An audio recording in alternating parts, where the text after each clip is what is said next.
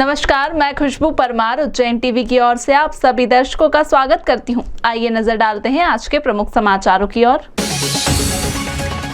1 जून से लागू अनलॉक में दुकानों के लिए left and right side alternate day खोलने का नियम क्राइसिस मैनेजमेंट कमेटी की बैठक में लिया गया। पशुपालन के विवाद में युवक की बेरहमी से हत्या, घटना के वीडियो फुटेज हुए वायरल।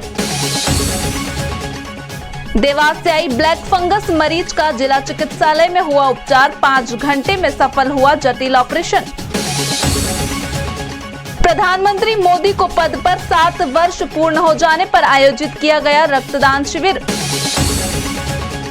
और इसी के साथ पत्रकारिता दिवस पर वरिष्ठ पत्रकारों ने रखे पूर्व, वर्तमान और भविष्य की पत्रकारिता पर अपने विचार।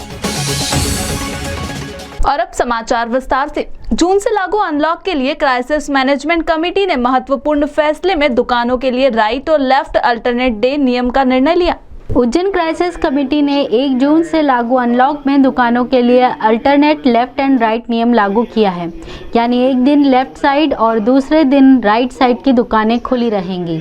कृषि उपज मंडी, कृषि दवाएं और खाद बीज की दुकानें भी खोल दी जाएंगी। धार्मिक स्थल, स्कूल, कॉलेज अभी बंद रहेंगे। शादियों में 20 लोगों की अनुमति होगी। अंतिम संस्कार में 10 लोगों की अनुमति रहेगी। रविवार को पूर्ण लॉकडाउन रहेगा व अल्टरनेट डे पर दुकानें खुलने का समय सुबह 6 से शाम 6 बजे तक रहेगा।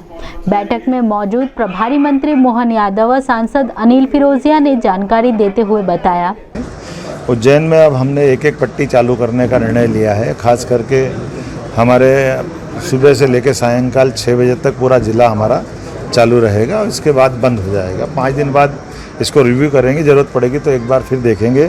ठेले वाले, सब्जी वाले, फल वाले ये घूमते घूमते व्यापार कर सकेंगे। ये दुकानों के सामने खड़ा होने की मनाही रहने वाली है। इसी के साथ जो शासन के निर्देश है उसका पालन करेंगे। लीकर के मामले में उसमें हम शासन से बंधे हुए हैं, लेकिन कृषि बीज यंत्रों की दुकानें अगर लिमिटेड है तो उनके बारे में उनको इस 50% की गाइडलाइन में कंसीडर करेंगे। धार्मिक स्थान अभी हम नहीं खोल रहे हैं, 15 तारीख के बाद खोलेंगे, क्योंकि यहाँ पे बाबा महाकाल ज्योतिर्लिंग है तो सब लोग बाहर से आने वाले रहते हैं, तो इसलिए 15 तारीख के बाद ही खोला जाएगा। और दूध, पेट्रोल पंप और मेडिकल ये 6 बजे के बाद भी चलेंगे। अभी कोई भी धार्मिक स्थान, सिर्फ गुरुद्वारे को छोड़ के, क्योंकि गुरुद्वारे में शादी 13वीं होती है इसलिए उनको थोड़ा सा हमने रियायत दी है, बाकी सब 15। तो कितने 10 लोगों का है, 10 वर से वर की तरफ से और 10 वधू की तरफ से। और कहीं परमिशन सिर्फ थाने पे जाके सूचना देनी और लिस्ट देनी है। उज्जैन या एसडीएम तक जाने की कोई जरूरत नहीं, कलेक्टर एसडीएम तक जाने की कोई जरूरत। बैठक में कलेक्टर आशीष सिंह व एएसपी सत्येंद्र कुमार शुक्ल भी उपस्थित थे। निर्णय लिया गया कि धार्मिक, सांस्कृतिक, राजनीतिक, मेला, मनोरंजन गतिविधियों पर पूर्ण प्रतिबंध रहेगा। बैठक में कलेक्टर ने जानकारी देते हुए अन्य सदस्यों को संबोधित किया। सभी सिनेमाघर, shopping mall, swimming pool, theatre, picnic spot बंद रहेंगे। किसी भी धार्मिक स्थल पर एक समय में 4 से अधिक व्यक्ति उपस्थित नहीं रह सकेंगे। जो हमारे कार्यालय हैं जो शासकीय, जिनमें आवश्यक सेवाओं के लिए जिनको खुलना है उनमें 100% कर्मचारी काम कर सकते हैं, लेकिन आवश्यक सेवाओं से जो इतर कुछ कार्यालय हैं वहां पर केवल 50% कर्मचारी ही अभी खुलेंगे। ये गाइडलाइंस 15 जून तक के लिए है जो मैं आपको बता रहा हूँ। अंतिम संस्कार में अभी भी अधिकतम 10 लोगों को ही अनुमति, अंतिम संस्कार में इससे ज्यादा लोग शामिल नहीं हो सकते हैं। विधायक पारस जैन भी इस बैठक में उपस्थित थे व अन्य सभी विधायक वीडियो कॉन्फ्रेंसिंग के जरिए बैठक में सम्मिलित हुए। लवकुश नगर में मवेशी पालन विवाद के चलते एक युवक की बेरहमी से हत्या कर दी गई। कातिलों की बेरहमी का वीडियो वायरल होने से सनसनी फैल गई है। संत बालीनाथ नगर के गोविंद लकवाल और लवकुश नगर का आशु डागर मवेशी पालन करते हैं और इनके बीच मवेशी पालन की बात को लेकर विवाद भी होते आए हैं। शातिर आशु डागर ने बातचीत का झांसा देकर अपने घर 26 वर्षीय गोविंद को बुलाया। उसके घर पर साथी लाल भाट, विशाल भाट, सागर भाट, दीपक एवं भैयू हथियार लेकर तैयार बैठे थे। गोविंद अपने दोस्त सूरज के साथ जैसे ही आशु के घर में दाखिल हुआ, आरोपी दोनों पर टूट पड़े। सूरज तो जान बचाकर भाग निकला निकला, लेकिन गोविंद को आरोपियों ने घेर लिया। चारों तरफ से गोविंद को घेर कर आरोपी रॉड, लठ एवं चाकुओं से गोविंद पर बेतहाशा वार करते रहे। गोविंद ने जान बचाने के लिए आरोपियों के हाथ पैर भी जोड़े, लेकिन आरोपियों के सिर पर खून सवार होने से उनका दिल नहीं पसीजा। वह उसे बेरहमी से मारते रहे। जैसे तैसे आशु के घर से निकलकर गोविंद बाहर आकर सड़क पर गिरा तो आरोपी यहां भी पहुंच गए। आशु ने गोविंद को पकड़ लिया और सागर भाट लठ से उसे बुरी तरह पीटता रहा। जब गोविंद की हालत मरने जैसे हो गई तो विशाल भाट मोटरसाइकिल ले आया। इस पर बैठाकर विशाल और भैयू गोविंद को उसके घर के सामने पटक गए। घर के बाहर घायल पड़े गोविंद की हालत देखकर परिजन उसे अस्पताल लेकर पहुंचे। बाद में उसे इंदौर एमवाय अस्पताल ले गए, लेकिन गोविंद की जान नहीं बच सकी। दिन दहाड़े गोविंद की पिटाई का तमाशा लोग देखते रहे, लेकिन किसी ने भी कातिलों को रोकने की कोशिश नहीं की। घटना के चश्मदीद सूरज ने बताया, KTM शोरूम के वहाँ खड़े थे हम, और इनने आके वहाँ मारा कुटी चालू करी और इनने चाकू मारा है उसके ऊपर, तो चाकू मैंने पकड़ा, मतलब एक चाकू मेरे ऊपर मारा तो मैंने हाथ से पकड़ लिया, और फिर इस पे जानलेवा हमला करा है। लट पाइप इस पे मतलब लगातार मारे गए। वो किसने हमला करा, कौन कौन लोग? एक आशु, विशाल, भैयू, सागर, लाला और एक कोई गोलू नाम का लड़का था। क्या कारण सामने आ रहा है, क्यों हुआ इतना विवाद में की बात मारपीट हो रहा है? वो कुछ नहीं, मतलब वो हम उनका कोई पशु वशु वो भी घुमाते, उनके भी पशु घूमते हैं और इसके भी पशु घूमते हैं। पुराना कोई विवाद है क्या इनके आपस में? कोई विवाद नहीं पुराना। पशु घुमाने की बात पे कोई विवाद हुआ? पशु घूमते हैं उसके भी और उसके भी घूमते हैं, इसी बात पे लेकर हुआ। कोई रंजिश है इन दोनों की आपस में? ये तो कोई नहीं है उनकी कोई रंजिश। गोविंद के साथ हुई मारपीट और हत्या का वीडियो वायरल हो गया, जिसके बाद पुलिस वीडियो के आधार पर आरोपियों को तलाश रही है। बताया जा रहा है कि एक आरोपित आकाश को पुलिस ने हिरासत में ले लिया है। एडिशनल एसपी ने कहा कि आरोपियों की तलाश जारी है।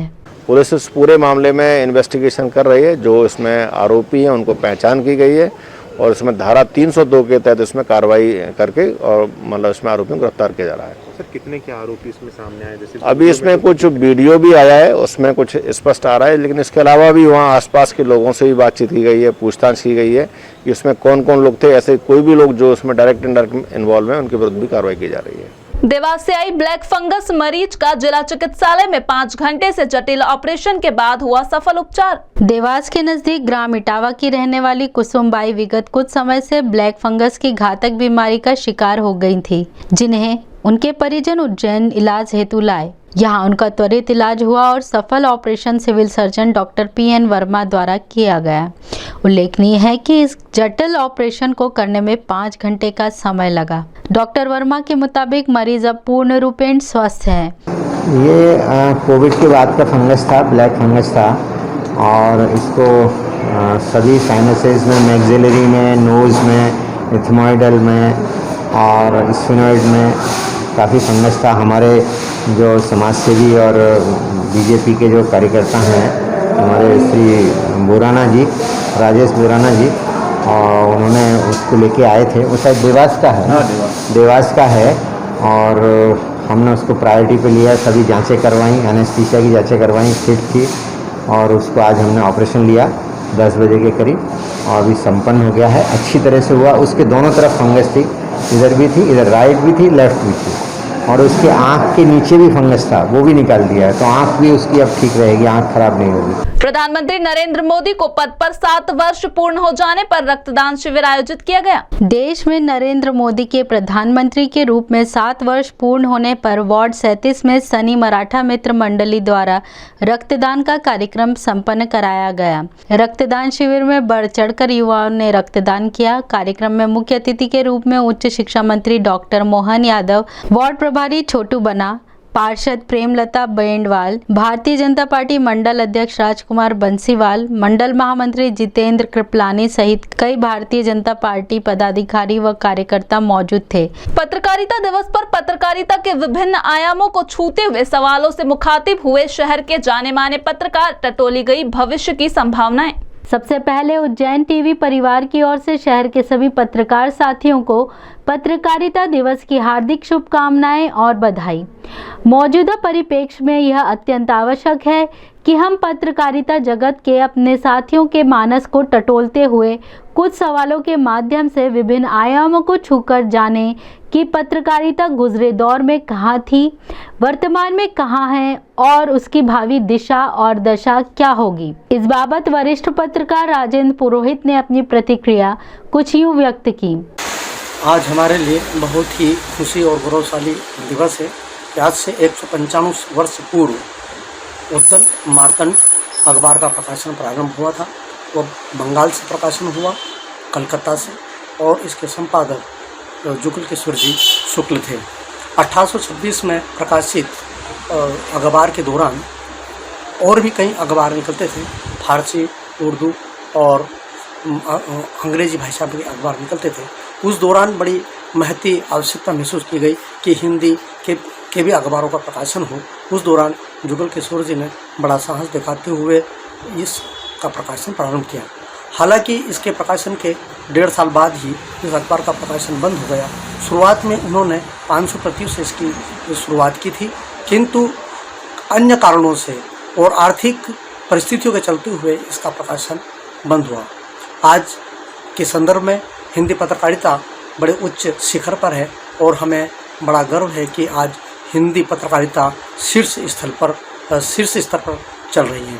पर आज जो चिंता और चिंतन का विषय बना हुआ है, आज हिंदी पत्रकारिता में ऐसे घुसपैठिया भाषाओं का प्रयोग होने लगा है, हिंदी के बीच अंग्रेजी शब्दों का इस्तेमाल किया जा रहा है। यह बहुत ही खतरनाक और घुसपैठियों जैसा है।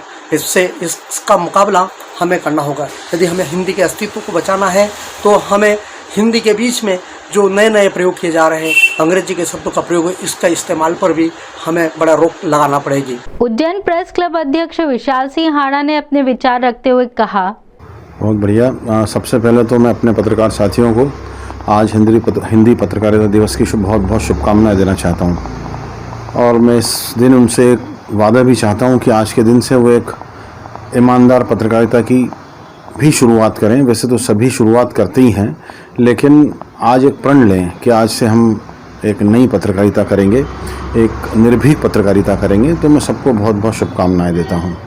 और आपका जो प्रश्न था, मैं सबसे पहले बताना चाहूँगा कि 30 मई 1826 को कलकत्ता से एक उद्दंड मार्तंड नाम का अखबार जुगल किशोर जी शुक्ला द्वारा निकाला गया था। तो उसी की उसमें उनको याद करते हुए आज ये हिंदी पत्रकारिता दिवस मनाया जाता है प्रतिवर्ष, और आज ही के दिन कई आयोजन भी होते हैं। अब मैं समझता हूँ कि जितने भी युवा पत्रकार आ रहे हैं उन्हें इस समय बड़ी सीख लेने की ज़रूरत है। उसकी वजह यह है कि हिंदी पत्रकारिता दिवस में हिंदी पर नियंत्रण आपका होना सबसे ज़्यादा ज़रूरी है, और मैं समझता हूँ कि इसकी कहीं ना कहीं कमी देखी जा रही है।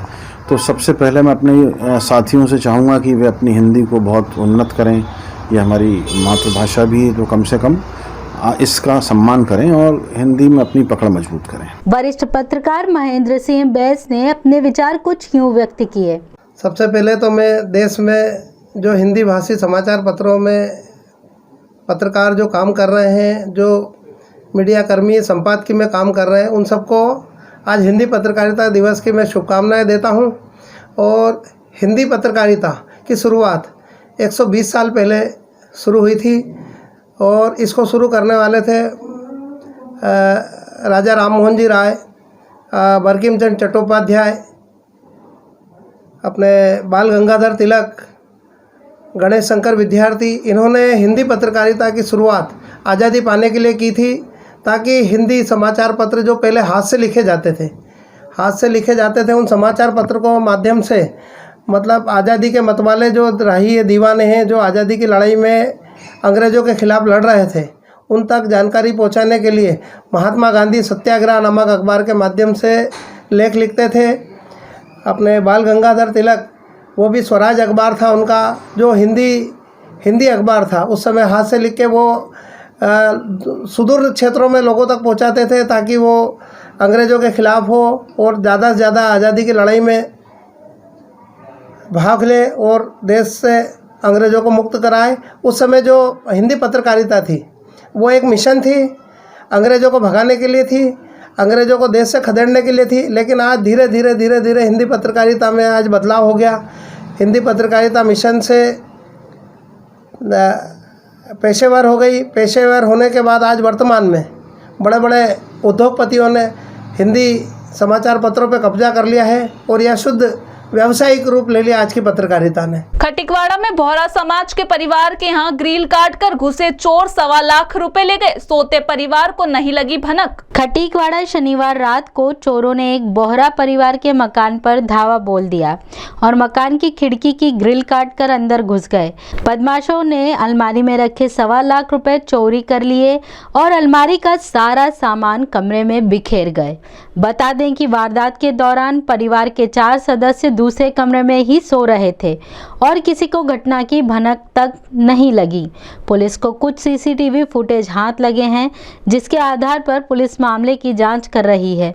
घटना के संबंध में परिवार के एक बुजुर्ग सदस्य ने बताया, जो हमारा फैमिली वहाँ सो नहीं रही थी, उस रूम के अंदर ये गए, वहाँ पर कबट के अंदर कबट खोली इनने, उसके अंदर से जो अमाउंट जो केस रखा हुआ था उनने इनको वहाँ से कलेक्ट कर लिया, ले लिया इनने। और पूरी अलमारी को और भी इनने कुछ देखने के लिए पूरी अलमारी को इनने पूरी खोल के उसको अस्त व्यस्त कर दी। बाकी इनको और कोई चीज मिली नहीं, या ये लोग नहीं ले सके और कैश लेकर यहाँ से ये लोग निकल गए। धन्वंतरी आयुर्वेदिक औषधालय ने उज्जैन पुलिस महकमे को प्रदान की रोग प्रतिरोधक क्षमता बढ़ाने वाली आयुर्वेदिक औषधियाँ। पिछले वर्ष भी और इस वर्ष भी कोरोना काल में जिस सरकारी महकमे ने 24 घंटे अपनी ड्यूटी को अंजाम दिया है, वह है पुलिस विभाग। लिहाजा ऐसे में पुलिस महकमे के अमले में भरपूर कार्यक्षमता के साथ रोग प्रतिरोधक क्षमता का होना अनिवार्य है। इसी आवश्यकता की गंभीर अनुभूति करते हुए धन्वंतरी आयुर्वेदिक औषधालय की ओर से प्राचार्य JP चौरसिया ने 2000 पुलिस कर्मियों के लिए त्रिकुट चूर्ण, अणु तेल और संस्मृति वटी प्रदान की। इस अवसर पर प्रदानकर्ता श्री चौरसिया और औषधि ग्रहणकर्ता RI श्री जय प्रकाश आर्य ने अपनी भावनाएं इस तरह व्यक्त की। पुलिस अमले में जो अपराध रोकने के लिए और भीड़ पर नियंत्रण रखने के लिए जो दिन रात काम कर रहे हैं पुलिस अधिकारी और उनके सिपाही सैनिक, उनके लिए ये त्रिकटु चूर्ण, संसमनी यानी गिलोय बटी और त्रिकटु अणु तेल, इसका वितरण किया जाए, जिससे वो इम्यूनिटी उनकी अच्छी रहे और संक्रमण से, इन्फेक्शन से दूर रहें। जैसे कि सबको विदित है, आप देख रहे हैं कि कोरोना महामारी किस तरह से हमारे आम जन को इतना प्रभावित कर रही है। इस कोरोना को रोकने के लिए फ्रंटलाइन वर्कर्स के रूप में हमारा पूरा पुलिस फोर्स इसमें सतत कार्य कर रही है। पुलिस फोर्स को इस संक्रमण से बचाने के लिए और उनके अंदर प्रतिरोधक क्षमता अच्छी बनाए रखने के लिए आज आयुर्वेदिक कॉलेज के प्राचार्य जी श्री JP चौरसिया जी द्वारा हमारे उज्जैन पुलिस के लिए कुछ आयुर्वेदिक दवाइयाँ प्रदान की गई हैं। ब्लैक फंगस इंजेक्शन की कालाबाजारी करने वाले मानव इंटरप्राइजेस मेडिकल को प्रशासन ने सील कर दिया। लाइसेंस भी होगा निरस्त। मानव इंटरप्राइजेस के नाम से मुसद्दीपुरा में दवाई का होलसेल कारोबार करने वाला जुगल किशोर कासलीवाल ब्लैक में इंजेक्शन बेच रहा था, जिसकी शिकायत फ्रीगंज निवासी संजय चौरसिया ने पुलिस से की थी। इसी के बाद CSP ने उसे ग्राहक बनकर पकड़ा था। शनिवार को ड्रग विभाग की टीम ने भी कार्रवाई की।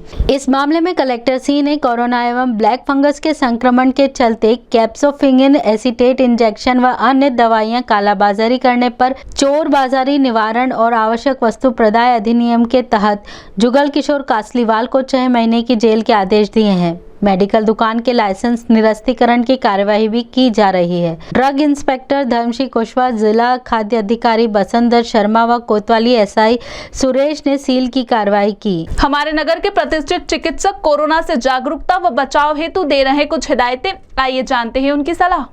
तो अभी तीसरी लहर में जो बच्चों की बात है, उसके लिए हमें पूरी तरह से तैयार रहना है। हालांकि बच्चे बहुत ज़्यादा इसलिए भी प्रभावित नहीं हुए क्योंकि उनको एक्सपोजर कम मिल रहा है, बाहर नहीं निकलते, इसलिए सुरक्षित हैं। पर इसका मतलब ये नहीं कि उनमें नहीं होगा। तो बच्चों में इम्यूनिटी बढ़ाने के लिए हमें बहुत सारे उपाय करने पड़ेंगे। पर कोरोना से बचाव के जो शासन ने तरीके बताए उनका तो हमें पालन करना ही है। जैसे मास्क लगाएं, सैनिटाइजेशन की व्यवस्था करें और हाथों को बार बार धोएं, आँखों को बार बार धोएं और सोशल डिस्टेंसिंग का पालन करें। इसके अलावा बच्चों में रोग प्रतिरोधक क्षमता को बढ़ाने के लिए बहुत सारी आयुर्वेदिक औषधियाँ बताई गई हैं। बच्चों को पहले तो घरों में हम गर्म पानी का सेवन कराएं, दिन में 1-8 बार उनको भाप लेने के लिए कहें। इसके अलावा स्वर्ण प्राशन जो विधा है वो बच्चों में रोग प्रतिरोधक क्षमता को बढ़ाएगी ही। इसके अलावा उनका पाचन तंत्र भी सुधरेगा, सोचने समझने की शक्ति विकसित होगी। इसीलिए अभिभावकों से रिक्वेस्ट है कि वो वैद्य आपके द्वारा इस योजना जो शासन चला रहा है इसका पालन करते हुए यहाँ किसी भी आयुर्वेद डॉक्टर से कंसल्ट करके स्वर्ण भर्ती की जानकारी ले सकते हैं। इसी के साथ आगे चलते हैं वेधशाला से प्राप्त मौसम के आंकड़ों की ओर।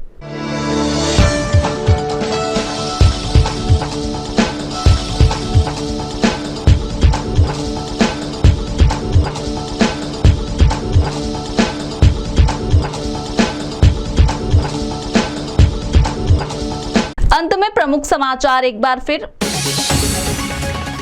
1 जून से लागू अनलॉक में दुकानों के लिए left and right side alternate day खोलने का नियम क्राइसिस मैनेजमेंट कमेटी की बैठक में लिया गया।